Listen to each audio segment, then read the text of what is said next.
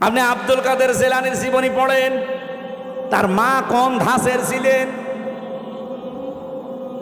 হযরতে আব্দুল কাদের জেলানি রহমতুল্লাহ আলাইহি যে মায়ের পেটে এসেছিলেন, ওই মা বাসর রাতে, স্বামী বাসর রাতে ঢোকার পরে দৌড় দিয়েছে আবু মুসা জঙ্গি রহমতুল্লাহ আলাইহি। আমি তার জীবনী পড়তে গিয়ে এটা পেয়েছি। স্ত্রী তখন ডাক দিয়ে বলছে, স্বামী আপনি দৌড় দেবেন না, আমার বাবা আপনাকে যেই যেই কয়টা কথা বলেছিল সবই রূপক অর্থে ঠিক আছে। আমার বাবা বলেছিল আমি নাকি অন্ধ, হ্যাঁ আমি অন্ধ। যৌবন পাওয়ার পরে আজ পর্যন্ত আমার চোখ দিয়ে আল্লাহর নিষিদ্ধ কোনো জিনিস আমি দেখি নাই। মেয়েরা যৌবন পায় কখন?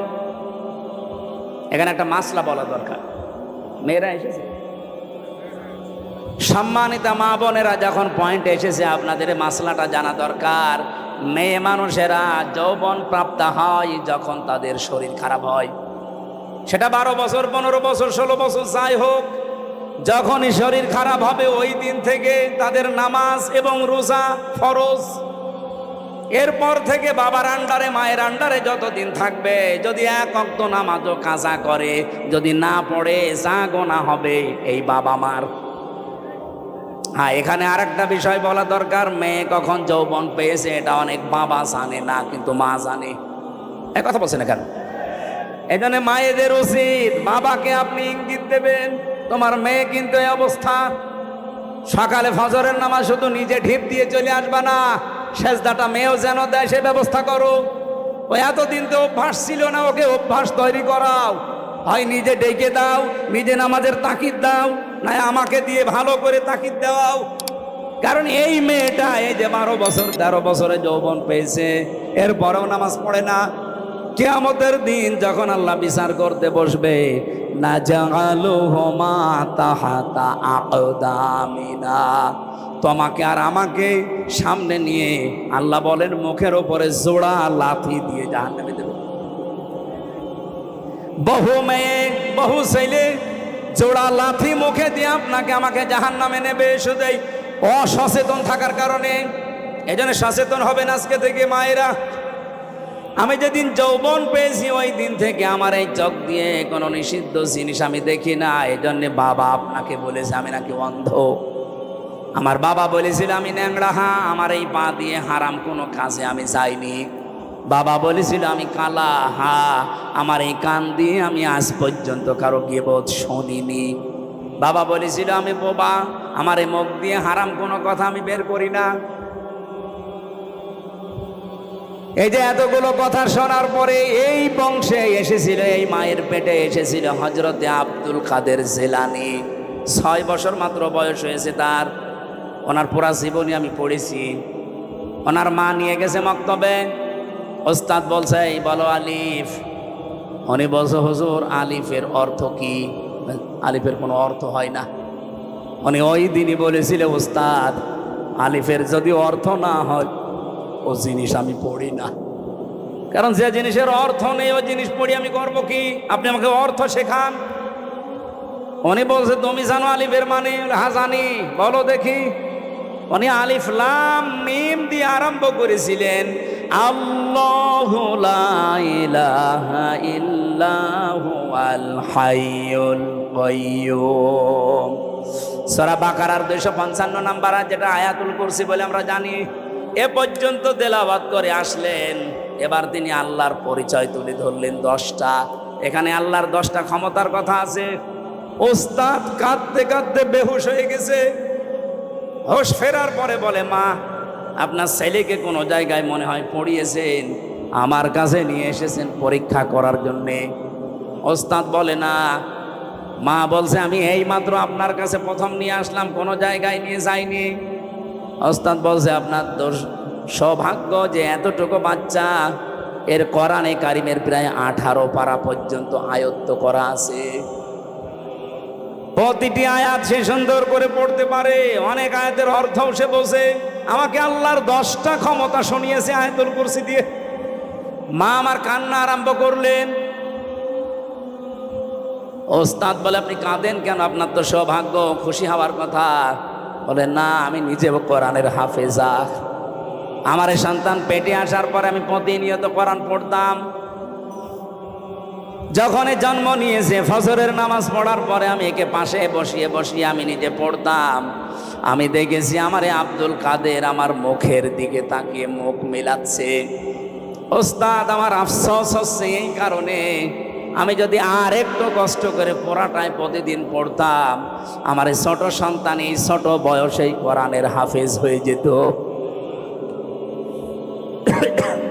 আব্দুল কাদের জেলানি এমনি এসেছিল ওই পেটে। আপনার বিয়ের আগেই পেট সারা দেশের মানুষের দেখা শেষ। এমন ব্লাউজ গায়ে দিয়েছে মনে হচ্ছে ফুটবল খেলার মাঠ। এক কথা বলছেন, এই দিক থেকে একটা ফিতা, ওই দিক থেকে আর একটা ফিতা, মাঝখানে দিয়েছে গেরো, ওটা ফুটবল খেলার সেন্টার। কত মানুষ আছে বাসে নজর ওই দিকে দেয়, নাকি এলাকায় সব নেই? মা বোন যারা এসেছেন নিজেদেরকে রক্ষা করেন। আল্লাহ এর পরের শব্দে দিয়েছেন রিসা, শুধুমাত্র লজ্জা নিবারণ করার জন্য পোশাক দেয়নি, সৌন্দর্য বৃদ্ধি করার জন্য পোশাক আমি দিয়েছি। হ্যাঁ, এখানে ব্যাখ্যা দুইটা। আপনি শুধুমাত্র সৌন্দর্য প্রদর্শন করতে পারেন পোশাক আশাকের মাধ্যমে, বিবাহিতা মেয়েরা তার স্বামীর কাছে। কথা বোঝা যায়নি? আপনি পোশাকের দ্বারা যদি সৌন্দর্য বর্ধন করতে চান করবেন, কিন্তু কার জন্যে? স্বামী ছাড়া পৃথিবীর কারোর জন্য, এমনকি নিজের বাবার জন্যেও মেয়েদের সাজ করা জায়েজ নেই।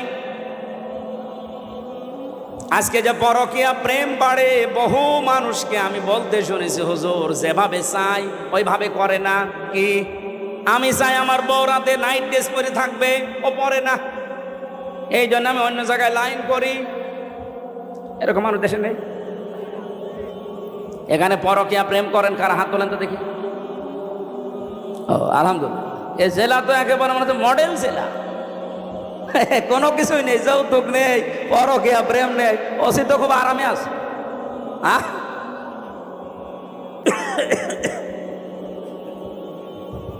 না, মেয়েদের কিছু উদাসীনতার কারণে হাজারো স্বামী খারাপ হয়ে যাচ্ছে। এরা যে কল দিয়ে বলে, একেবারে মিথ্যা হলে তো বলতো না। সম্মানিত মা বোনেরা, এই রিসার ব্যাখ্যা যেটা, আপনি কিন্তু ধরা পড়ে যাবেন। আশা করছি আপনি একটু অ্যাক্টিভ হবেন এই ব্যাপারে। লিবাসুত তাকওয়া যালিকা খায়র, আল্লাহ বলেন সর্বোত্তম পোশাক হচ্ছে তাকওয়ার পোশাক। প্রশ্ন আসতে পারে, তাকওয়ার আবার পোশাক হয়? হ্যাঁ হয়। তাকওয়ার পোশাক কি? এখানে যদি প্রশ্ন করা হয় 100 জনের 98 জন বলতে পারবেন না। লিবাসুত তাকওয়া যালিকা খায়র, আল্লাহ বলেন তাকওয়ার পোশাক সর্বোত্তম। কি এটা জানো?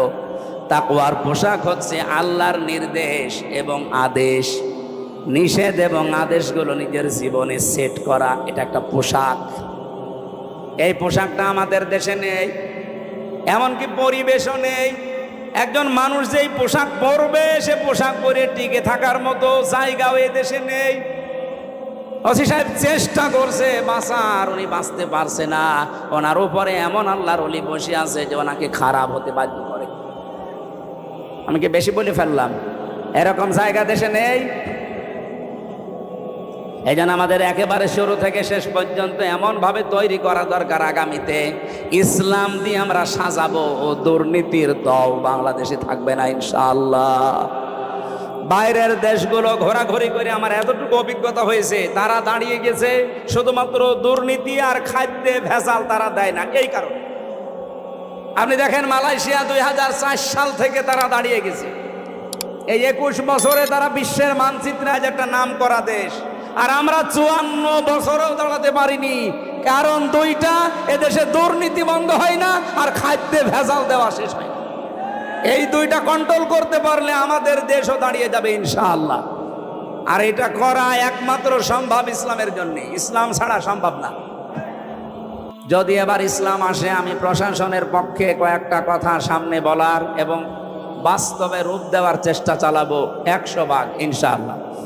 তার 1 নম্বরে, অন্যান্য দেশে আমি ঘুরেছি বিশ্বে, বাংলাদেশ পুলিশ বৈষম্যের শিকার হয়ে আছে কয়েক দিক থেকে। তারা এই যে দুর্নীতি মুক্ত করতে পারে না, তার 1 নম্বরে কোনো নেতা খেতা নেত্রীর কথা তাদের শোনার দরকার নেই।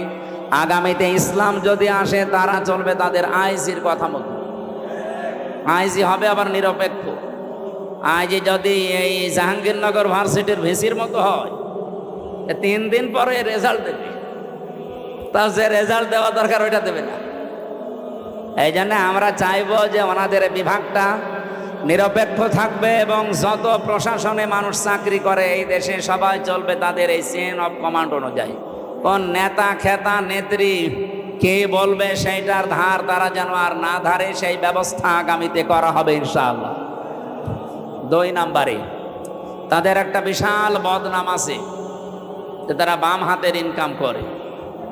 এটা আর নেই, কারণ কয়েকদিন আগে খুলনা রেঞ্জের ডিআইজি এসেছিল আমাদের কুষ্টিয়ায়। ওনার বাড়ি আপনাদের পাশে বগুড়াতে। ওনার আমি বলছিলাম যে স্যার আমারও নিয়ে গেছে মেহমান করি, যে এই যে 8 ঘন্টার পরে যারা ডিউটি করে, বাংলাদেশে শুধু পুলিশেরই মনে হয় কোনো ডিউটি শেষ নেই, 24 ঘন্টায় ডিউটি। আমি কি বেশি বললাম স্যার? 24 ঘন্টায় ডিউটি না? পৃথিবীতে আপনি এমন একটা দেশ দেখান তো যে 8 ঘন্টার পরে আরো বেশি ডিউটি করলে তাদের ওভারটাইম দেওয়া হয় না। ওনারা 8 ঘন্টা ডিউটি করবে সরকারি, এরপরে যদি ডিউটি করা লাগে 2-4 ঘন্টা 5 ঘন্টা, 1 মাস পরে হিসাব করে ওভারটাইমের বেতন দেওয়া। ওনার উপরে ডিপেন্ডেন্ট ওনার মা, বাবা, ছেলে, মেয়ে, বউ, আরো অনেক আত্মীয় স্বজন আছে। কারণ তারা মনে করে যে প্রশাসনে আছে, ও মনে হয় 2 হাত দিয়ে উপায় করছে। 2 নম্বরে ওনার যে 30, 32, 35, 40, 42 হাজার টাকা বেতন, বলেন এই যে বাজার চলছে, আপনি একটু কথাগুলো বাস্তবে নিয়ে যাবেন। খালি দোষ দিলেই হবে একজনের। এ লোকটার 42 হাজার টাকা মনে করেন বেতন, অথচ 8 ঘন্টা ডিউটির পরে যত ডিউটি করা হয়, এখান থেকে থানা কয় কিলো আমি জানি না, যেখানেই হোক, এখান থেকে থানার এরিয়া কমপক্ষে 25-30 কিলোমিটার আছে সব মিলে। যেখানে যাবে ওনারা ওনার মোটরসাইকেল নিয়ে যাক, গাড়ি নিয়ে যাক, জনগণের খেদমতে যাবে তারা পাহারাদার হিসাবে, অথচ তেল কিনা লাগবে, খাবার খাওয়া লাগবে নিজের টাকা। এটা একটা বৈষম্য না? এই জন্যই তো বাম হাতের ইনকাম করা লাগে বাধ্য হয়ে। আর আমরা একবার এই দোষ চাপিয়ে দেই যে পুলিশ মানে ঘুষখোর, ঘুষ খাই কেন? আপনি সেই ব্যবস্থা করে দেন। 8 ঘন্টার পরে ডিউটি করলে ওভারটাইমের টাকা দেওয়া লাগবে, আর যেখানে জনগণের জন্য দায়িত্বে যাবে তাদের খাবারের এবং এই তেল খরচ দেওয়া লাগবে। দেখেন ওরা এরপরে কিছু করে কিনা। এটা ইসলাম আসলে আগামীতে আমরা করব ইনশাআল্লাহ। প্রশাসনের দায়িত্বে আজকে যারা এই মাহফিল শৃঙ্খলা ঠিক রাখার জন্য এসেছেন, আল্লাহ তাদের এই দায়িত্বটা আজকে যেন ইবাদত হিসাবে কবুল করে ইনশাআল্লাহ। মাহফিলের মঞ্চে বসা আছেন সম্মানিত ওলামা ইকরাম। আমি এই শব্দটা আলাদা করে বললাম কেন? কারণ আলেমদের মর্যাদা এত বেশি দিয়েছেন আল্লাহ। ইন্নামা ইয়াখশাল্লাহা মিন ইবাদিহিল উলামা। এই পৃথিবীতে সবচাইতে বেশি ভয় আমি আল্লাহকে করে আলেমরা। কিন্তু আলেম আবার আলেম হওয়া লাগবে। খালি নামের আগে আমার মতো মুফতি লেখা থাকলে আলেম?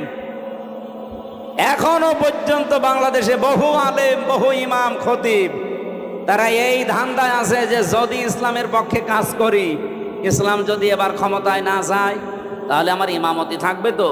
আরে ভাই, আপনি ইমামতি নিয়ে আসেন, আর আপনার এই সন্দেহ কেন হয় যে ইসলাম এবার আসবে না? 92% মুসলমান এই দেশে, আর যে জোয়ার উঠেছে ডাকসু আর জাকসুর পরে, এদেশে আমার বিশ্বাস ইসলাম এবার রাষ্ট্রে যাবে ইনশাআল্লাহ।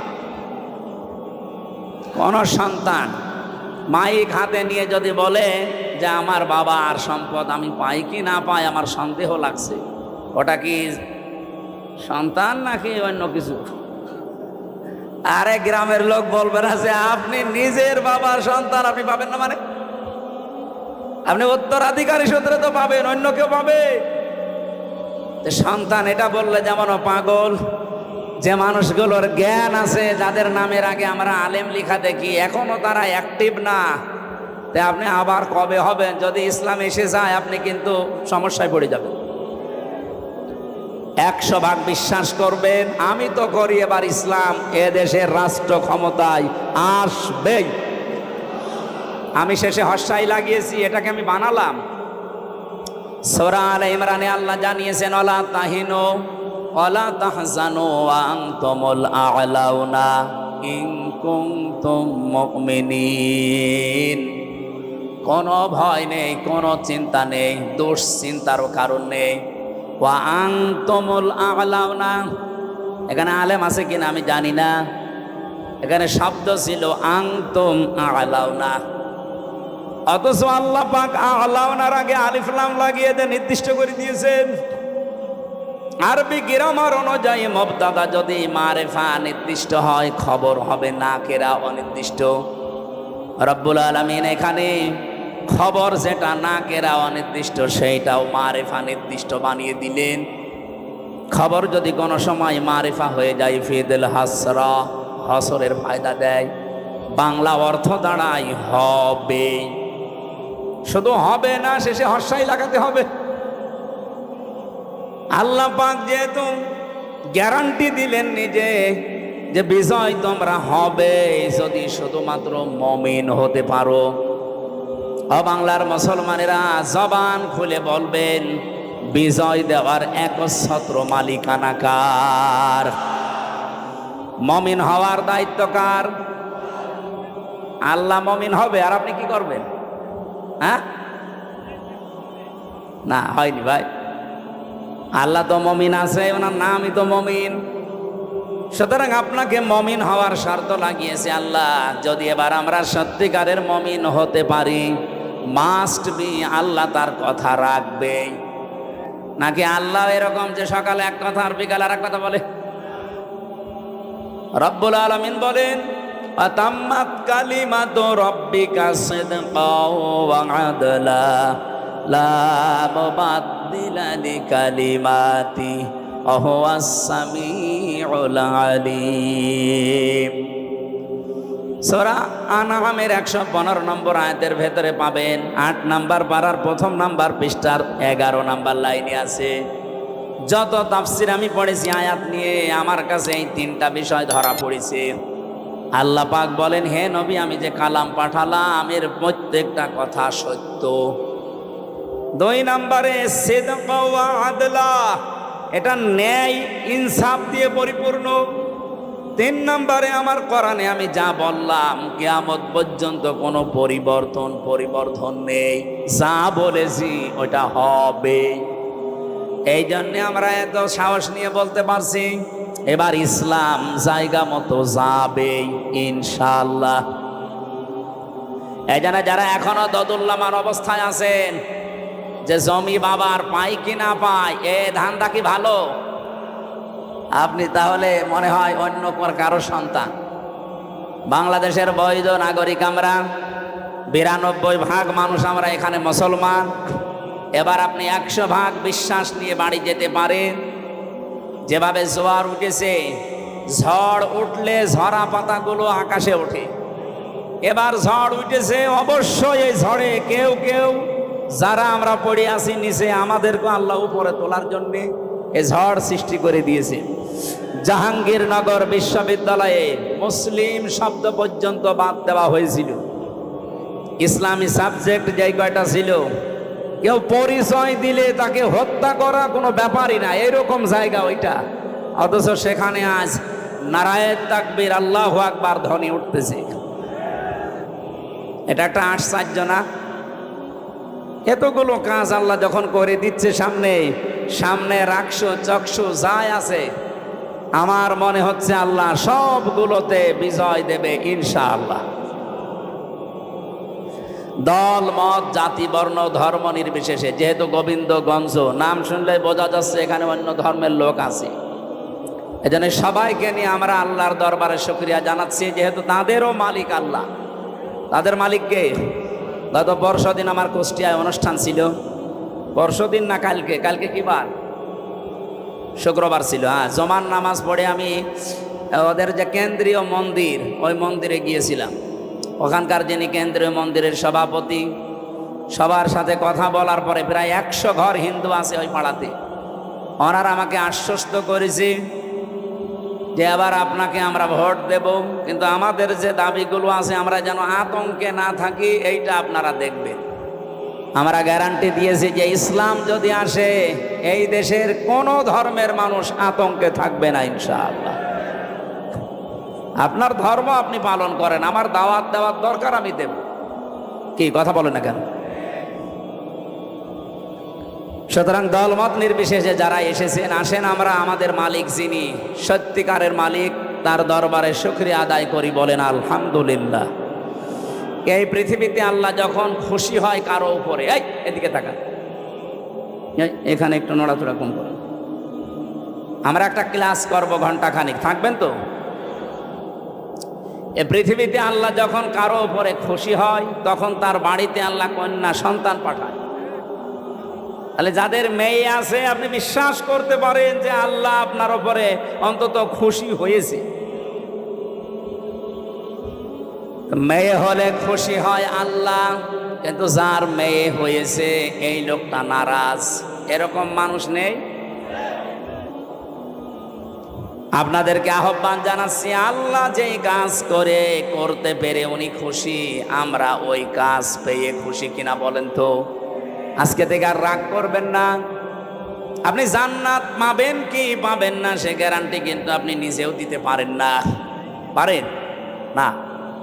কিন্তু আমি গ্যারান্টি দিতে পারি, যার বাড়িতে একটা মেয়ে আছে, যদি 3টা দায়িত্ব পালন করতে পারেন মাস্ট বি আপনি একটা জান্নাত পাবেন। না আমারও ভুল হয়েছে? একটা জান্নাতের কথা আমি কোরআন আর হাদিসে পাইনি। কোন মানুষ যদি পৃথিবীতে একটা মেয়ে লোকের জন্য 3টা কাজ করে আল্লাহ তাকে জান্নাত দেবেন, এই কথা পেয়েছি। কিন্তু যত জায়গায় আপনি জান্নাতের বর্ণনা দেখতে পাবেন কোরআনে, আপনি দেখবেন অধিকাংশ জায়গায় আল্লাহ বহু বচন দিয়েছেন। আপনি একটু চেষ্টা করেন কোরআনের এই আয়াতটা বোঝার। জান্নাতিন তাজরি মিন তাহতিহাল আনহার ওয়া মাসাকিনা তাইয়্যিবাতান ফি জান্নাতি আদন। এই যে শব্দের ভেতরে 2টা জান্নাত বললাম, 2টাই কিন্তু বহু বচন। আল্লাহ এক বচন দিতে পারতেন, একটা জান্নাত বহু বচন, মাসাকিন বহু বচন দিলেন কেন? আমরা যারা আরবি গ্রামার বুঝি, পৃথিবীর বহু ভাষায় আমরা দেখেছি এক বচন বহু বচন আছে, কিন্তু আরবের নিয়মটা আলাদা। এখানে এক বচন আছে, দ্বিবচন আছে, বহু বচন আছে। আমি আয়াতটা নিয়ে গবেষণা করলাম, যে চিন্তা করে দেখলাম যে আল্লাহ জান্নাতের কথা বলতে গেলে খালি বহু বচন লাগিয়েছেন কেন?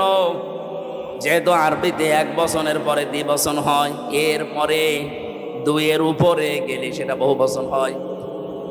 রব্বুল আলামিন তাফসীর পড়তে গিয়ে আমার মাথায় এসেছে এটা, পৃথিবীতে মানুষকে যদি আল্লাহ জান্নাত দেয়, যেহেতু বহু বচন আছে, কম পক্ষে 2 হলে বহু বচন হয় না, 3 হওয়া লাগে। কথা বলেন না কেন? তাহলে আপনি যদি জান্নাত একটা পান, কম পক্ষে 3টা জান্নাত পাবেন। আমার কথা মনে হয় বোঝেননি। আপনাকে আল্লাহ জান্নাত দেওয়ার ওয়াদা দিয়েছেন নবীদের মাধ্যমে, একটা মেয়ে হলে জান্নাত দেবে। তাহলে একটা জান্নাত হচ্ছে, তার মানে কয়টা বলেন? হাদিসের ভাষায় একটা জান্নাতও যদি আল্লাহ দেয় এই পৃথিবীর 10 পৃথিবীর সমান, তাহলে 3টা দিলে এগুলো তো সব হাওয়ায় ঘুরছে। এই বিশ্বাসটা আপনাকে তৈরি করা লাগবে মুমিন হিসাবে। তাহলে একটা মেয়ে হলে কমপক্ষে আপনি 30টা জান্নাতের মালিক পরিমাণ। জোরে বলেন সুবহানাল্লাহ। কিন্তু কাজ করা লাগবে এই মেয়ে লোকের জন্য কয়টা? 3টা। 1 নম্বরে আপনি খুশি হয়ে তাকে আদর যত্ন দেবেন, ভালোবাসবেন। 2 নম্বরে তাকে দিন শেখাবেন। 3 নম্বরে সৎ পাত্র দেখে পাত্রস্থ করবেন। হ্যাঁ, আমি দেখেছি বাংলাদেশের বহু বাবা মা গার্জিয়ান এই 3টার হয়তো একটা করে, বাকি 2টা অধিকাংশ পিতামাতাই করতে চায় না।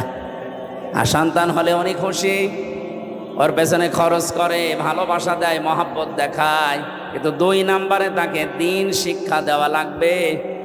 এইটার বেলায় অনেকেই উদাসীন, গাফেল। এমনকি এখন যিনি দায়িত্বে আছেন উনি কিন্তু দুই নবীর নাম নিয়ে বসে আছেন, ডক্টর মোহাম্মদ ইউনুস। কয় নবী? মোহাম্মদ একটা, ইউনুস একটা। অথচ যে কয়েকদিন আগে 1 থেকে 5 পর্যন্ত, 1 থেকে 5 পর্যন্ত প্রাইমারিতে শিক্ষক নিয়োগ দেওয়া হয়েছে গানের। কথা বলছেন না, শরীর চর্চার। আপনি একজন মুসলমান, দুই নবীর নাম নিয়ে বসে আছেন চেয়ারে। 92% মুসলমানের দেশে আপনি নাচের মাস্টার নিলেন, শরীর চর্চার মাস্টার নিলেন, গানের মাস্টার নিলেন, একটা আলেমকে দিয়ে কোরআন শিক্ষার মাস্টার নেওয়া যায়নি? এ দাবি আমরা জানাচ্ছি আজকে সারা বাংলাদেশের মুসলমানদের এবং মানুষের একই দাবি যে আপনি যেহেতু ফেব্রুয়ারির 12 তারিখে নির্বাচন দিয়ে চলে যাবেন, যান, এমন একটা কাজ করে যান যেহেতু আপনি অমর হয়ে থাকবেন। আমরা মুসলমানের এই দেশে 1 থেকে 5 পর্যন্ত একটা ধর্মীয় শিক্ষা চাই না, চাই না? কারা চান দেখি? লিল্লাহে তাকবীর। দেখেন তো হাত তুলেছে কিনা?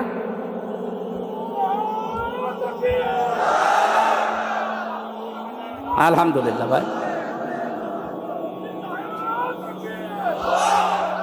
আমাদের এই দাবি যদি ডক্টর মোহাম্মদ ইউনুস পর্যন্ত, আমি জানি যে যাবে, কারণ কত ফেরেশতা বসে আছে দেখেন। এই যে কিরামান কাতিবিন না, পৌঁছিয়ে দেবে জায়গা পর্যন্ত।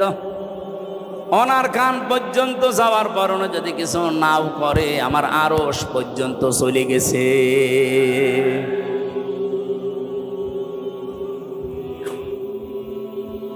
হযরত ইব্রাহিমের পক্ষে একটা ব্যাঙ ছিল, শুধু প্রসাব করেছিল। ফেরেশতা জিবরাইল এসে ডাক দিয়েছে, এতটুকু প্রসাবে নমরুদের বিশাল অগ্নিকুণ্ড কিছুই হবে না।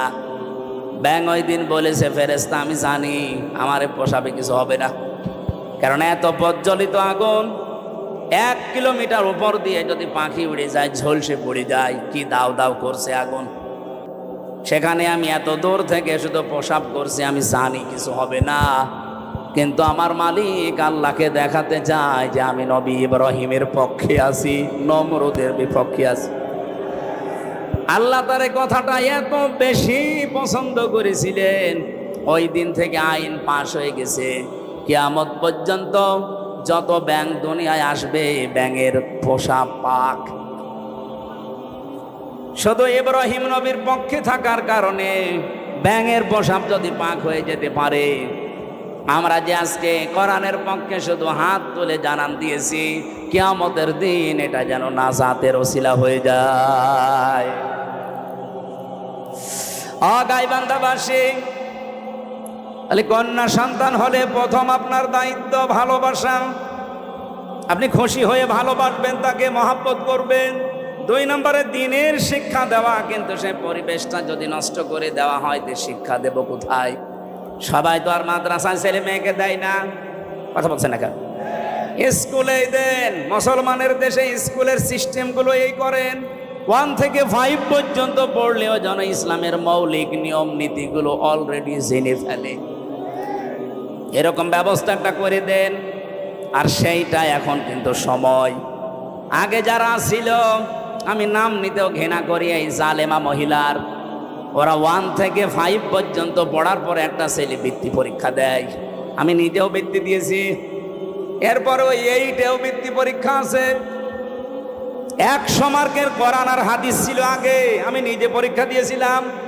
কিন্তু 15.5 বছরে জালেমা যাদের দায়িত্ব দিয়েছিল, এই শিক্ষামন্ত্রী নামে কলঙ্ক, এই নাস্তিকগুলো 1 থেকে 5-এ পড়ার পর বৃত্তি পরীক্ষা দেবে, 100 মার্কের কোরআন হাদিস ওই শয়তানরা তুলে দিয়েছে। আমরা চাই ওইটা আবার পূর্ণবহাল করা হোক। হ্যাঁ, কথা বলেন না কেন? আরে মানুষ পরীক্ষার ছলে হলেও পড়ে, ওটা যদি সিলেবাসে না থাকে, ও তো আস্তে আস্তে সবই ভুলে যাবে। গত বছর আমি জেল থেকে বের হওয়ার পরে একটা মাহফিলে এসেছিলাম, এই যে পাশের জেলা নীলফামারী। নীলফামারীর একটা থানা আছে কিশোরগঞ্জ, ওখানে একটা বৃদ্ধাশ্রম আছে, দেখতে গিয়েছিলাম। যে দেখি এদিকে 25 জন মা, এদিকে 25 জন বাবা, মুরব্বী সব বসে আছে। যেই কয়জনের সাথে কথা বলেছি, সবগুলো হাওমাও করে কাঁদছিল। এক মহিলা আমার হাত চেপে ধরে, মুরব্বী মানুষ, বলছে বাবা আমার 3টা ছেলে মেয়ে সব বিদেশে থাকে, কিন্তু আজকে আমি এখানে পড়ে আছি এই বৃদ্ধাশ্রমে। বললাম আপনার কি মনে হয় এখানে পড়ে থাকার কারণে বলেন তো? উনি আমার 2টি কথা বলেছিলেন।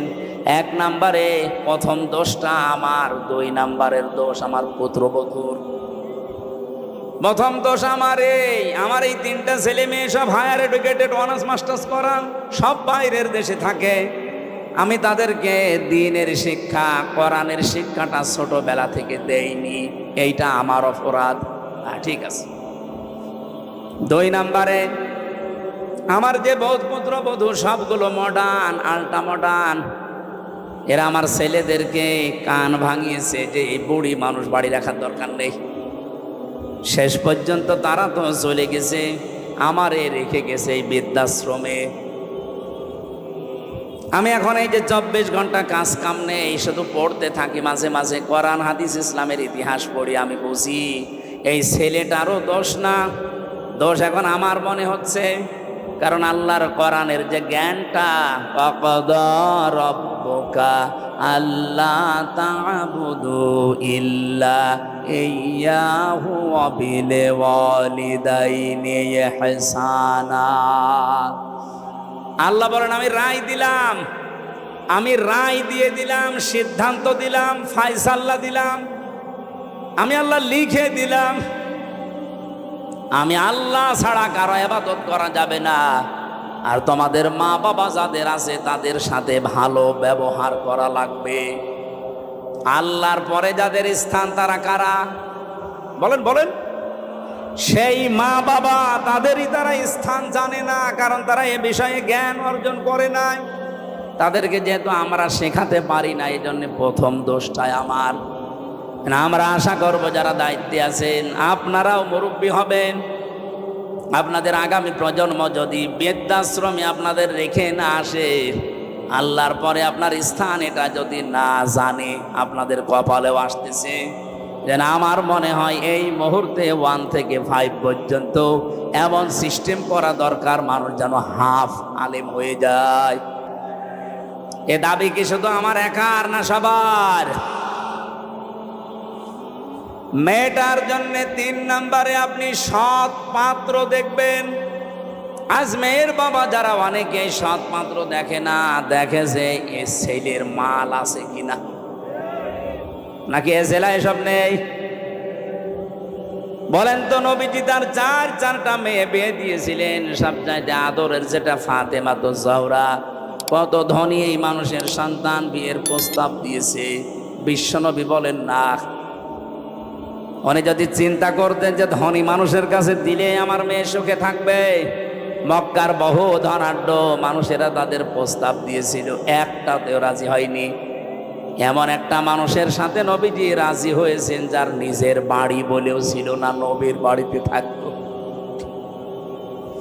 এজন্য সৎ পাত্র হওয়া লাগবে। আমি ঝিনাইদহে একটা বাড়িতে অনুষ্ঠানে ছিলাম, আমাকে চা দিল, কাপ দিয়েছে স্যার, কিন্তু পিরিচ দেয়নি। অথচ লোকটা টিয়নো, আপনি টের পাচ্ছেন? আমি তো হেসে ফেলেছি, জ্ঞানী মানুষ তো বুঝে ফেলেছে। আমার দিকে তাকিয়ে বলছে, হুজুর আপনি কেন হাসলেন? আমি কিন্তু জানি আপনি মনে করছেন আমি টিয়নো। আমি একটা থানা পুরা উপজেলার প্রধান, আমি আপনাকে চা খেতে দিয়েছি, শুধু কাপে পিরিচ দেয়নি নিচে, আপনি হাসলেন।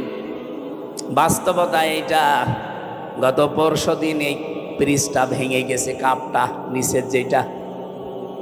আমি ইচ্ছা করলে কিনতে পারতাম, এরকম 1000টা পিরিচ কিনতে পারতাম।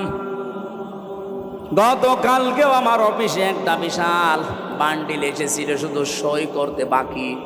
সই করে দিলে ওই 8 লাখ টাকা আমি পেয়ে যেতাম। এইরকম পিরিচ 1000টা কিনতে পারতাম। সেই ছোটবেলায় আমি আমার মায়ের কাছে, মাওলানার কাছে, ওস্তাদের কাছে আমি শিখেছি যে ঘুষ খাওয়া এটা হারাম। ওই দিন থেকে এই পর্যায় পর্যন্ত আমি আজও কোনো ঘুষ খাইনি। এত কষ্টের জীবন যাপনে আছে, এই যে অন্যায় অবৈধটা আমার সমর্থ থাকার পরও আমি করি নাই, এই জন্য আল্লাহ অন্য দিক থেকে আমারে পুষিয়ে দিয়েছে। রব্বুল আলামিন আমার স্ত্রীকে বানিয়েছে আমার মন মতো আল্লাহওয়ালা, আমার সন্তানগুলো ঠিক আল্লাহ ওইভাবেই মন তৈরি করে দিয়েছে। যতটুকু দেওয়া হয় অতটুকুতেই তারা আত্মতুষ্টি আত্মতৃপ্তিতে আছে। আপনি যদি হারাম ইনকাম করেন, আপনার স্ত্রী আপনার সন্তানাদির মন আল্লাহ ঠিক ওই রকম করে দেবে। এই কথা বলছেন? এটাকে আমি বানালাম। সূরা তাহা 16 নম্বর পারা 19 নম্বর পৃষ্ঠা 13 নম্বর লাইনের 124 নম্বর আয়াতে এই তথ্যটা আছে। অমান আ'রাদা আন যিকরি ফাইন্না লাহু মাঈশাতান দানকা ওয়া নাহশুরুহু ইয়াওমাল কিয়ামাতি আ'মা। রব্বুল আলামিন বলেন, আমার বিধান বাদ দিয়ে যারা ইনকাম করবে, বলেন তো ঘুষ খাওয়া এটা আল্লাহর বিধানে আছে? হ্যাঁ বলেন বলেন। আল্লাহর বিধানের বাইরে যারা উপায় করে ইনকাম করে, চর্ম চোখে দেখতে মনে হয় যে বিশাল সম্পদের মালিক হয়ে যাচ্ছে, আল্লাহ বলেন আমি দঙ্কা করে দেই, ওর জীবনের এই উন্নতিতে কোনো বরকত থাকে না। হ্যাঁ, হয়তো প্রতিদিন 2 লাখ টাকা করে আসবে ঠিক, কিন্তু 2.5 লাখ টাকা চলে যাবে এরকম রাস্তা বানিয়ে দেব। আসবে প্রতিদিন বৈধ অবৈধভাবে 2 লাখ করে, যাবে প্রতিদিন কত? লাভ হচ্ছে না লস হচ্ছে? এটা তো একটা গেল। সবচাইতে বড় বিষয়, আমি ওর অন্তর থেকে শান্তি তুলে নেব।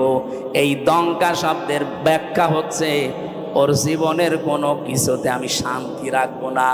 ওর বউ চলবে ওর অবাধ্য হয়ে, সন্তান আদিগুলো নষ্ট হয়ে যাবে, কারণ এই প্রভাব পড়বে। হারাম ইনকাম করে যা খাওয়াচ্ছেন এই সন্তানগুলো হারাম হয়ে যাবে। এতটুকু আল্লাহ যদি শেষ করে দিতেন আয়াতই পড়তাম না। এর পরেরটা আরো ঝামেলা। ওয়া নাহশুরুহু ইয়াওমাল কিয়ামাতি আ'মা। কিয়ামতের দিন ওকে যখন তুলবো, ওর চোখ থাকবে না, অন্ধ হয়ে উঠবে। আমি আল্লাহর সামনে দাঁড়িয়ে বলবে, ক্বালা রাব্বি লিমা হাসারতানি আ'মা। হে আল্লাহ, আমার তো চোখ ছিল, আমি অন্ধ কেন? রব্বুল আলামিন এবারে মানে কঠিন কথা জানালেন যে আমি ওকে সঙ্গে সঙ্গে ধমক দেব। ক্বালা কাযালিকা আতাতকা আয়াতুনা ফানাসিতাহা। তোর সামনে আমার আয়াতগুলো এইভাবেই তেলাওয়াত হতো। হাজার হাজার আলেম ওলামা নবী রাসূলরা তোকে এইভাবে শুনিয়েছে।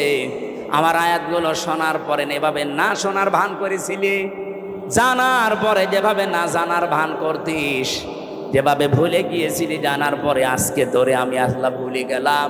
তুই যে আমার বান্দা ছিলি, তুই যে আমার বান্দি ছিলি, কোনো দিন আমার এই জবানে তোর নাম আমি আর উচ্চারণ করব না। বলেন নাউজুবিল্লাহ। ও গাইবান্ধাবাসী, কিয়ামতের দিন যদি আল্লাহ আমাকে না ডাকে, আমার নাম ধরে তার জবানে, আপনার নাম ধরে যদি কিয়ামতে আল্লাহর ডাক না দেয় যে তোর নাম আর কোনোদিন উচ্চারণ হবে না, যা। নিজের নাম উচ্চারণ না হলে কেমন লাগে আপনি জানেন? আমি যখন আয়না ঘরে ছিলাম, মাটির নিচে আমি নিজে দেখেছি, মাটির নিচের ওই দেওয়ালে লেখা আছে। কেউ কেউ এই নখ দিয়ে, বড় বড় নখ হয়ে যায়, খুশিয়ে খুশিয়ে এই দেওয়ালের সাথে লিখেছে যে ভাইরা, এই যে নাম্বার লিখেছি, কেউ যদি বাইরে যেতে পারেন এই নাম্বারে যাবেন, যে এই নামের মানুষটা আজও বেশি আছে। মানুষটা পড়ে আছে আজ 8 বছর, 10 বছর, 14 বছর পড়ে আছে, কেউ জানে না। আমার সাথে যারা ছিল 7 বছরের মানুষ আমি পেয়েছি, পাগলের মতো হয়ে গেছে। এত বড় বড় চুল, তার মানে 6 মাস 1 বছর পরে তাদের চুল কেটে দেয় কোনো কায়দায়। আমি তো অল্প দিন ছিলাম, এই জন্য আমার অত কিছু হয়নি। ওর নাম যে কি, লোকটা নিজের নাম পর্যন্ত ভুলে যায়, কারণ কেউ তারে ডাকে না। নিজের নামই দুনিয়ার এই জমিনে কেউ না ডাকলে কত আফসোস লাগে, কত দুঃখ লাগে, কত কষ্ট লাগে নিজের ভেতরে। আল্লাহ পাক বলেন, কিয়ামতের দিন তোর নাম আমি আমার মুখ দিয়ে আর কোনো দিন উচ্চারণ করব না। তুই যে আমার বান্দা ছিলি, তোকে আমি বানিয়েছিলাম, আমি ওইটা ভুলে যাব। এই আয়াতটা পড়ার পরে আমার সবচাইতে বেশি টেনশন হয়, ওয়াকাযালিকাল ইয়াউমা তুনসা দিয়েছেন আল্লাহ, জীবনেও আপনার নাম আর উচ্চারণ হবে না, ওই শেষ। আমার তো মনে হয় এরকম বহু মানুষ দুনিয়াতে আমরা আছি যারা আল্লাহর বিধানকে বাদ দিয়ে এই পৃথিবীতে উপায়, ইনকাম এগুলো করছি, দেদারছে। আশা করছি এই মাইকের আওয়াজ শোনার পরে এই মানুষগুলোর জীবন থামবে। আল্লাহ যেন তৌফিক দাও মানুষকে, বলেন আমিন। কন্যার সন্তান হলে যে দায়িত্বগুলো পালন করা লাগে, এগুলো যদি সত্যি আমরা করি, আল্লাহ যেহেতু খুশি, উনি জান্নাত দেওয়ার ঘোষণা দিয়েছেন।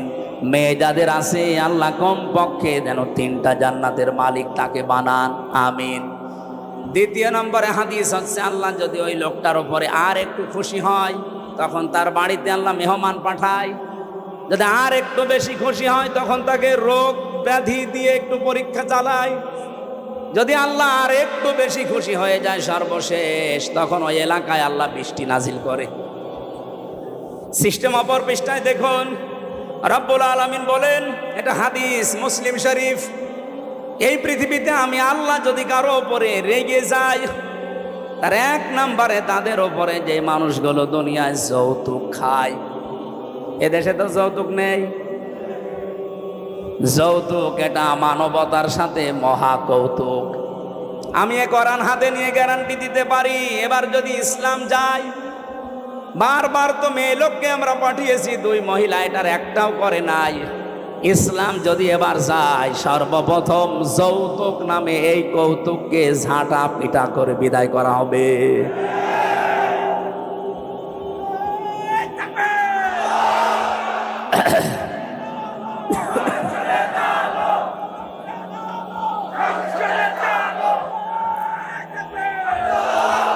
রংপুর বিভাগের মানুষেরা, এটা শুধু যৌতুকের বিষয় না, বহু বাড়িতে আমরা এখনো পর্যন্ত দেখি 200, 300, 500 মানুষকে নিয়ে যাচ্ছে বরযাত্রী। না, এই জেলা এসব নেই। কোথায় পেয়েছেন ভণ্ডামি? বরযাত্রী ইসলামে নেই, বরযাত্রী ইসলামে নেই। এগুলো এসেছে হিন্দুদের সংস্কৃতি থেকে। হ্যাঁ, ইসলামে আছে অলিমা। কি অলিমা করা লাগে? ছেলের বাড়ি না মেয়ের বাড়ি? তা আপনি যদি কিছু করতেই চান, ছেলের বাড়িতে আপনি অনুষ্ঠান করবেন, 200-500 না 1000 মানুষ খাওয়ান, কোনো অসুবিধা নেই। আপনি মেয়ের বাবার বাড়িতে তার অনুমতি ছাড়া, তার সন্তুষ্টি ছাড়া একটা পানও খাওয়া আপনার জন্য জায়েজ নেই। আর আপনি 200 মানুষ নিয়ে খাওয়াচ্ছেন গরুর মতো। আজকে থেকে সিদ্ধান্ত নেওয়া লাগবে যে যেটা ইসলামে নেই, এই বরযাত্রীর দাওয়াত পেলেও আমি আর জীবনে যাব না। কারা কারা রাজি আছেন দেখি? অনেকে হাত তুলছে না। ঠিক আছে, আলহামদুলিল্লাহ।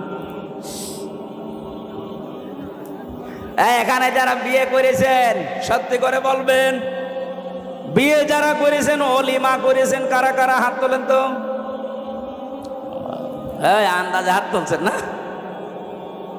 ওসি সাহেব হাত তুলতে পারিনি, তার মানে উনি অলিমা করিনি, বরযাত্রী নিয়ে গেছে। সিস্টেম হয়তো জানতো না। আগামীতে এই সিস্টেম বাংলাদেশে থাকবে না। এদেশে যদি মেয়ে বিয়ে করতে চান, আপনি বিয়ে করে নিয়ে এসে অলিমা করবেন ছেলের বাড়িতে। যৌতুকের টাকা না খেয়ে আমার মনে হয় পায়খানা করে খেয়ে ফেলা ভালো। হ্যাঁ, কারণ পায়খানা খেলে মাত্র একটা গুনাহ হবে, কবিরা গুনাহ। আর যৌতুকের টাকা যারা নেন, ডবল গুনাহ হবে, একটা কবিরা আর একটা জুলুমের গুনাহ। যতদিন পর্যন্ত এই টাকা আপনি শ্বশুর শাশুড়িকে ফেরত না দেবেন, ততদিন আল্লাহ আপনাকে মাফ করবে না। বেশি বললে আবার আমিও ঝামেলায় পড়ে যাব, কারণ আমি একটা সাইকেল নিয়েছিলাম, এটা ফেরত দেওয়া লাগবে। আমি যদিও দিয়েছি ওইটা, তারপরেও যদি শ্বশুর বলে না ওই সময় সাইকেল আর এখন সাইকেল দাম আকাশ পাতাল, টাকা আরো দেন, অসুবিধা নেই, আমি দিয়ে দেবো। তো যারাই নিয়েছেন দেওয়া লাগবে। এই যে বারবার বরযাত্রী নিষেধ করছি যেতে, অলিমা করার জন্য বলছি, আমার 3টা মেয়ে, আমার বাসা লাগবে না। এই কথা বলে দেখা, না, ইসলামে যেহেতু নেই এই কাজটা, এই সমাজে বন্ধ হওয়া দরকার। এই গাইবান্ধা থেকে এই সংস্কার আরম্ভ হওয়া দরকার ইনশাআল্লাহ। আপনারা আরম্ভ করেন তো সামাজিকভাবে, দেখবেন হয়ে যাবে। সংস্কার যখন চলছে সারা দেশে, এইটা নিয়ে সংস্কার হোক। এদেশে আর কোনো যৌতুক থাকবে? ইসলাম আসলে তো থাকবেই না। আমরা নিজেরাও এখন চেষ্টা চালাবো। 2 নম্বরে আল্লাহ আরেকটু যখন রেগে যান যারা গেবত করে তাদের উপরে, অথচ এই গেবত এখন আমাদের কাছে ঘি ভাতের মতো হয়ে গেছে। 3 নম্বরে আল্লাহ আর একটু যখন রেগে যায় কারো উপরে, যে লোকটা মিথ্যা কথা বলে। এদেশে তার এটা নেই। আগস্টের 5 তারিখের আগের কথা বাদ দেন, আমার তো মনে হচ্ছে আগস্টের 5 তারিখের পরে যত মিথ্যা মামলা আর মিথ্যা সাক্ষী বেড়েছে, নাকি এ জেলায় বন্ধ আছে? সারা দেশের অবস্থায় এক, মিথ্যা মামলা আর মিথ্যা সাক্ষী, এটা 180 মাইল বেগে অনেকে চালাচ্ছে। আরে ভাই, আপনি অত্যাচারিত, আপনার চাইতে আমি কি মাজলুম কম? আমি তো মামলা দিলে, মিথ্যা সাক্ষী জোগাড় করলে 1000টা করা যায়। আমার বিনা কারণে মিথ্যা একটা মামলা দিয়ে মিথ্যা 4 জন সাক্ষী জোগাড় করে 3 বছর আমারে ফাঁসির কন্ডেম সেলে রেখে দিয়েছিল। আমার বাবার কাছ থেকে ওরা প্রায় 32 লাখ টাকা খেয়েছে। আমার তো এখন তারা যদি মাফ চায়, আমার মনে হয় ওই টাকা ফেরত নেওয়া দরকার। আগস্টের 5 তারিখের পরে খুব বেশি হলেও 9 তারিখের দিকে আমারে কল দিয়েছিল যে ওসি আমার মামলা রায়, বলছে হুজুর মাফ করে দিয়ে। কে আপনি? বলছে আমি সেই মিজান। ও, মাফ তো করে দেব, অসুবিধা নেই, আমার টাকা ফেরত দেন। মাঝে মাঝে বহু টাকা আপনি আমার বাবার কাছ থেকে নিয়েছেন, আমার বাবা সব হিসাব করে রেখেছে, ওই টাকাগুলো ফেরত দেন, আপনারে মাফ করে দেব। কি করলেন এতগুলো টাকা নিয়ে? খেতেও তো পারেন না, যা করেছিলেন এখন পালিয়ে থাকেন। অবৈধ ইনকাম করলে যে কি হয় তার বাস্তব প্রমাণ এই ফ্যাসিস্টরা। কথা বলেন না কেন? কিছুদিন আগে আমি সিঙ্গাপুরে ছিলাম, মালয়েশিয়া, 2টা রাষ্ট্র যেহেতু পাশাপাশি, যে হোটেলে উঠেছিলাম নিচতলায় নেমে দেখি 2 জন বসে বসে চা খাচ্ছে আর মুখ নিচু করে আছে। চেহারা দেখে আমি চিনে ফেলেছি, যে সালাম দিলাম, বলছো হুজুর আমরা আগেই পালিয়েছি। আরে ভাই, আপনি তো বলবেন ওয়ালাইকুম আসসালাম, না, বলছো হুজুর আমরা আগেই পালিয়েছি। 3 তারিখে ভাব দেখলাম যে ভালো না, এই জন্য রাতে টিকিট কেটে চলে এসেছি। আমি ওই সময় ওনারে বলেছিলাম আপনি পালালেন কেন? আপনার না 620টা বাড়ি? কত? 620টা বাড়ি ওই লোকটার। ওরা সাহেব পাড়া বানিয়েছে মালয়েশিয়ায়, সিঙ্গাপুরে ফ্ল্যাট নিয়েছে, কানাডায় ওরা বানিয়েছে, লন্ডনে বানিয়েছে বেগম পাড়া, বিভিন্ন দেশে তো আছেই, বাংলাদেশেও বহু জায়গায় তাদের বাড়ি। আল জাজিরা রিপোর্ট দিয়েছে ওই লোকটার বাড়ির সংখ্যা 620টা। আল্লাহর কি ইশারায় একটা বাড়িতেও থাকতে পারে না, হোটেলে থাকে। আমি বললাম আপনি বাইরে বের হতে পারেন না, সব সময় এখানে পড়ে থাকেন। হুজুর বাইরে যাব, কোন আশায় যাব? 20 লাখ বাঙালি থাকে এই মালয়েশিয়া, আমারে যদি দেখতে পায় পিটিয়ে ভর্তা বানিয়ে ফেলবে। এজন্য বাইরে যাই না, খালি এখানে আর নিচতলায় আসি মাঝে মাঝে চা খাওয়ার জন্যে। আপনি দোয়া করেন। আমি বললাম দোয়া আপনার জন্য আসবে? আপনি যা করেছেন আপনার জন্য দোয়া আসবে।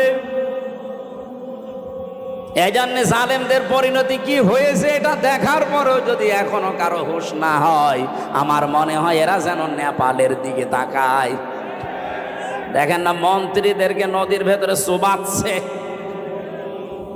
এখন আরম্ভ হয়েছে মোদির ওখানে। বাংলাদেশ থেকে মনে হচ্ছে সারা বিশ্ব শিখে ফেলেছে। অবৈধভাবে কেউ আর আগামীতে টিকে থাকার চেষ্টা করবেন না, জীবনেও পারবেন না। কারণ সে ভুল এদেশের মানুষের ভেঙে গেছে। এক কথা বলে না কেন?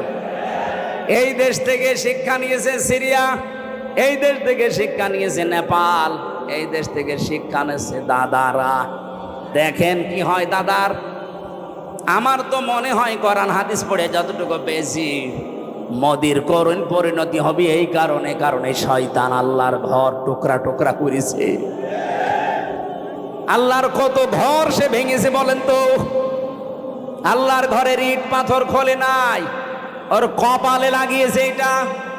দেখেন কি টুকরা টুকরা হয়।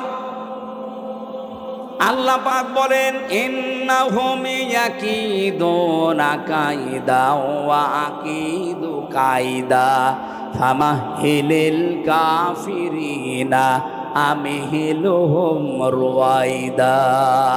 পৃথিবীর মানুষেরা বিভিন্ন ষড়যন্ত্র চক্রান্ত করে, তখন আমি ঢিল দেই। ঢিল দিতে দিতে এমন পর্যায়ে পৌঁছায়, ও জায়গায় যাবার পরে ওর আর ফিরে আসার কায়দা থাকে না। যেমন ফেরাউনকে, ওকে আল্লাহ সুযোগ দিয়েছিল, ওই সময়ও যদি নদীর পাশে থেকে ফিরে আসতো তাও বেঁচে থাকতো, অন্তত এ করিন পরিণতি হইতো না। ওর বৃদ্ধি এত বেড়েছিল, ফেরেশতা জিবরাইলকে আমার আল্লাহ একটা ঘোড়া দিয়ে পাঠিয়ে দিয়েছিলেন, মেয়ে ঘোড়া, মাদি ঘোড়া। ফেরাউন যেটা চড়েছিল ওটা টাট্টো ঘোড়া। ওর সামনে যখন এসে লাফ দিয়েছে, এই পুরুষ মানুষের মতো এই ঘোড়াও দিয়েছে লাফ। মাঝখানে যাবার পরে যেভাবে করেন পরিণতি আপনারা বিভিন্ন তাফসিরে শুনেছেন। রব্বুল আলামিন বলেন মানুষ অন্যায় করতে করতে যখন দেওয়াল পর্যন্ত চলে যায়, ওকে আর ফিরে আসার সম্ভাবনা থাকে না। এজন্য আমাদের যখন সময় আছে, এই মিথ্যা মামলা, মিথ্যা কেস থেকে, মিথ্যা সাক্ষী থেকে যদি আগামীতে এই বাংলাদেশে বাঁচতে চান, দলমত দেখা যাবে না, সবাই মিলে ইসলামকে সংসদে পাঠাতে হবে। সবাইকে আহ্বান জানাচ্ছি, আসেন ইসলামকে পাঠান। আপনিও নিরাপদে থাকতে পারবেন, আমিও নিরাপদে থাকতে পারবো। গোবিন্দচন্দ্র পরামানিক, রাজবাড়ি বাড়ি, উনি সারা বাংলাদেশের হিন্দু মহাজোটের মহাসচিব। সেদিন ঢাকাতে আমারে বলছিল, মাওলানা জামাত ইসলামী বাংলাদেশ যদি এবার রাষ্ট্রে আসে, আমার বিশ্বাস দেশের সব ধর্মের মানুষেরা নিরাপদে থাকতে পারবে। তা হিন্দু মানুষ কথা বুঝে ফেললো, আর আপনার বুঝে আসে না। আপনি কোন ধান্দায় আছেন? ইসলাম না আসলে 54 বছর কি হয়েছে আপনি দেখেন না। কেউ কেউ চ্যাম্পিয়ন হয় দুর্নীতিতে, আর কেউ কেউ 15.5 বছরে কি করলো নিজের চোখের সামনে। আমার 33 বছর বয়স, 92 সালে আমার জন্ম। সেই হিসাবে আমি 33 বছরের ভেতরে 18 বছর থেকে যদি আমি ভোট দিতে আরম্ভ করতাম, 3 বার ভোট দিতে পারতাম, একবারও পারি নাই। তাহলে আগামীতে আমার একটা আশা, একটা শখ, একটু ভোট দেব, সেইটাও দেখছি অনেকে এখন বন্ধ করার রাস্তায় আছে। এই কথা বলেন না কেন? আপনি বলেন ডাকসোর মতো কয়েকটা ছাত্র, মাত্র 11,000, এই রেজাল্ট দিতে আপনার 3 দিন লাগে। কোন কারণে? আপনি যদি এত অ্যানালগ হয়ে থাকে, ডিজিটাল বাংলাদেশে আপনার মতো মানুষ বেশি হওয়ার দরকার নেই। আপনিও পথ ছেড়ে দিয়ে ভিক্ষা করে খান। 11,000-এর যদি এই অবস্থা হয়, 18 কোটি মানুষ যখন ভোট দেবে, বলেন কত বছর লাগবে গণনা করতে? 5 বছর পার হয়ে যাবে না? যদি অব্যাহত রাখেন আপনারা, আগামীতে কোনো নির্বাচনই আর বাংলাদেশের মানুষ মেনেও নেবে না, দেবেও না। কারণ এই নির্বাচন হচ্ছে, এতে সে আগের মতো আবার সেই 9 সাল নাকি 8 সালে হয়েছিল না, এরপরে 14 সাল, এরপরে 18 সাল, এরপরে 24 সাল, যা হয়েছিল আবার যদি ওই রকম হয়, আমরা আশা করছি যারা দায়িত্বে আছে তাদের কোমর যেন সোজা থাকে। কাকে ভয় পান আপনি? এতগুলো মানুষের রক্তের ওপরে বসে আছেন, আপনার বিবেকে কিছু বলে না? 2732 জন মানুষের জীবনের ওপর আপনারা বসে আছেন। কঠিন সিদ্ধান্ত নিয়ে অটল থাকা দরকার আমার মনে হয় যারা দায়িত্বে আছে। বাংলাদেশে 1628 জন মানুষ এখন আছে, ওসি সাহেব সহ। এই মানুষগুলোকে হযরত ওমরের মতো যেদিন আমরা দেখতে পাবো, এই বাংলাদেশটা মিনি জান্নাত হয়ে যাবে ইনশাআল্লাহ।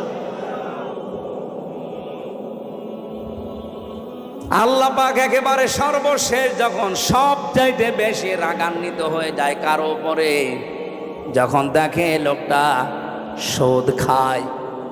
এদেশে তো সুদ নেই। হ্যাঁ, এদেশে হয়তো ব্যাংকিং ব্যবস্থায় যে সুদগুলো অনেকে করেন না, কিন্তু ওই যে টাকা ছেড়ে রাখেন, টাকা আসে, 1000 টাকা দিয়ে রাখলে 100 টাকা করে মাসে মাসে বেশি দেয়। এই সিস্টেমে আছেন কারা দেখি তো বলেন? লিল্লাহি তাকবীর। ও এই এলাকায় নেই, আলহামদুলিল্লাহ।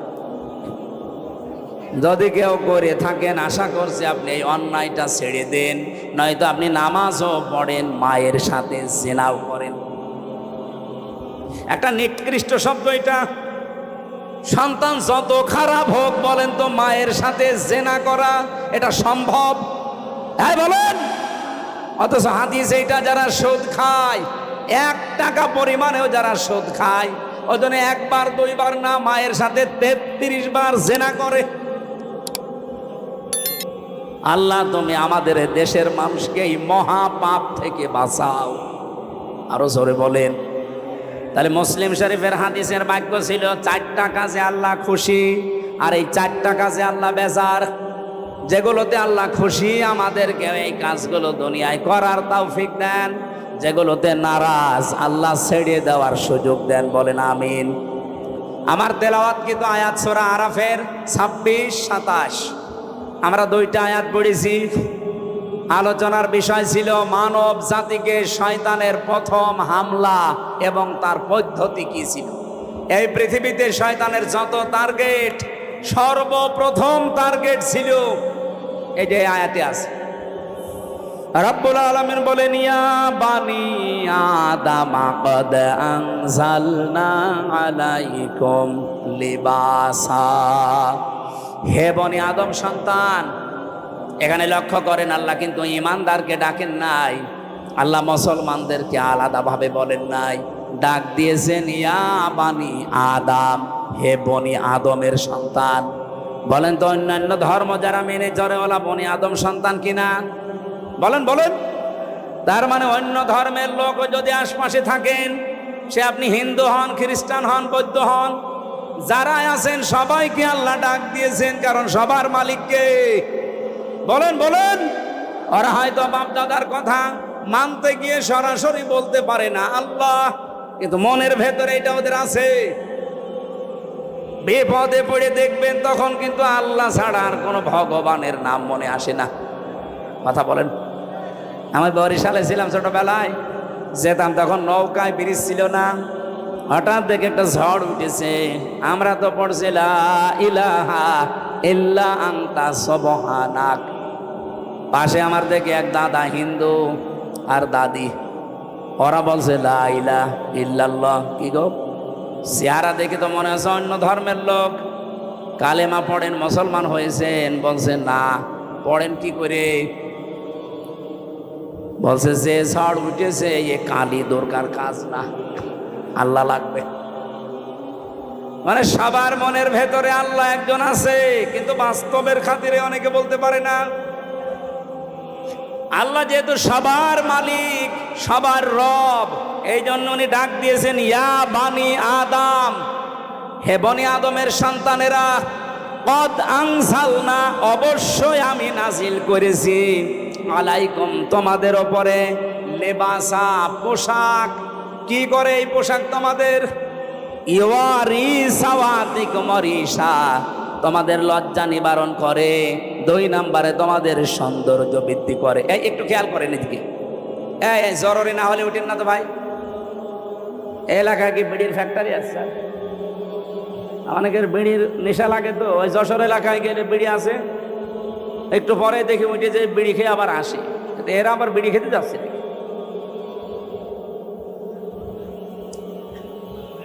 গাইবান্ধা বাসে একটু খেয়াল করেন, এখানে শব্দের ভেতরে আমরা 2টা বিষয় পেলাম। পোশাক আল্লাহ আমাদের কাছে দিয়েছেন, 1 নম্বরে আমাদের লজ্জা যেন নিবারণ হয়। জান্নাতের ভেতর থেকে হযরতে আদম এবং হাওয়া, আমাদের জাতি, আদি পিতা মাতা, এদেরকে বের করে দেবে। এই টার্গেট শয়তানের ছিল না। শয়তানের টার্গেটই ছিল এদেরকে আমি উলঙ্গ অবস্থায় দেখব। এই জন্য শয়তান সবসময় যৌনতা ছড়াতে ভালোবাসে। শয়তান যৌনবাদী, আর আমরা, ওটা তোর বলা যাচ্ছে না মৌলবাদী, ওটা তো এখন গালি করে ফেলেছে মানুষ। শয়তান সব সময় যৌনতা ছড়াতে ভালোবাসে। যারা আজ নিজেদের গোপন অঙ্গগুলো ৮-৬০ পোশাক পরে, ছোটখাটো পোশাক পরে, শরীরের আপত্তিকর জায়গাগুলো মানুষকে দেখিয়ে মজা পান, আপনি নিজে বিশ্বাস করতে পারেন আপনি মানবের আর সন্তান নেই, আপনি শয়তানের সন্তান। পৃথিবীতে আল্লাহর যত সৃষ্টি আল্লাহ বানিয়েছেন 18,000 আমরা বলি, তার চাইতেও বেশি আছে। শুধুমাত্র একটা সৃষ্টি দেখবেন তাদের লজ্জায় স্থান মানুষকে দেখায় কুকুর। কি এত বড় লেজ উল্টো করে রাখে, মানুষকে দেখায় যে যা দেখবি দেখ।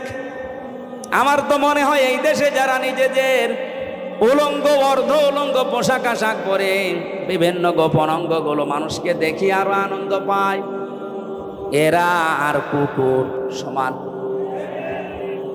আমি এত নিচে নামতাম না। আপনার একটু লজ্জা লাগে না এমন খারাপ পোশাক পরে রাস্তায় আসেন? মানুষ আপনাকে দেখে কত রকমের আজে বাজে, কত রকমের নিম্ন কথা বলে আপনি জানেন? আপনি যখন রাস্তা দিয়ে আপনার বউকে উলঙ্গ অর্ধ উলঙ্গ করে মোটরসাইকেলে নিয়ে যান, কত যুবক রাস্তায় দাঁড়িয়ে বলে মাল গেল। আর আপনার বউকে দেখে যদি কেউ বলে যে মাল গেল, ওই মালের পেটে আর ভালো মাল আল্লাহ দেবে না। কারণ মেয়েদের এই কয়েক ইঞ্চি পেট, এটা খুব দামি জায়গা। এখানে যার নজর যত খারাপ পড়বে ওখান থেকে খারাপ জিনিস ডেলিভারি আসবে।